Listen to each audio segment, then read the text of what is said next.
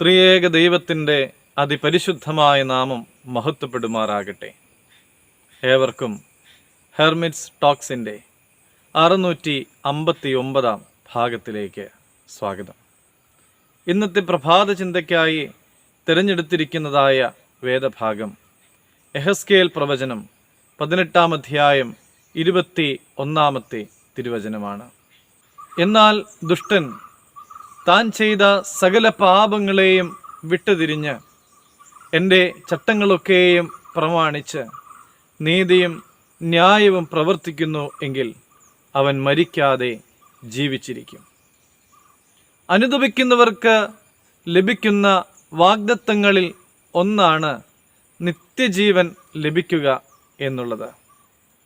എന്നും ഏതൊരാവശ്യത്തിനും എപ്പോഴും കൂടെയുണ്ടാകും എന്ന് പറയുന്നവർക്ക് പോലും മരണത്തിൽ ഞാൻ കൂടെയുണ്ടാകുമെന്ന് പറയുവാനുള്ള ധൈര്യമുണ്ടാവുകയില്ല, ആഗ്രഹവും ഉണ്ടാവുകയില്ല. ഈ ലോകത്തിൽ ദീർഘകാലം ജീവിക്കണമെന്ന് ആഗ്രഹിക്കുന്നവരിൽ എത്ര പേരാണ് നിത്യജീവൻ പ്രാപിക്കണമെന്ന് ആഗ്രഹിക്കുന്നത്? വചനം പറയുന്നുണ്ട്, യോഹന്നാൻ 17:3, ഏക സത്യദൈവമായ നിന്നെയും നീ അയച്ച യേശു ക്രിസ്തുവിനെയും അറിയുന്നത് തന്നെ നിത്യജീവൻ ആകുന്നു. കർത്താവിൽ സ്നേഹമുള്ളവരെ, എത്ര വലിയ പാപിയാണ് എങ്കിലും സത്യദൈവത്തെ അറിയുവാനായിട്ട് നമ്മൾ പരിശ്രമിക്കുന്നുണ്ട് എങ്കിൽ നമുക്ക് നിത്യജീവനെ അവകാശമാക്കുവാനായിട്ട് സാധിക്കും.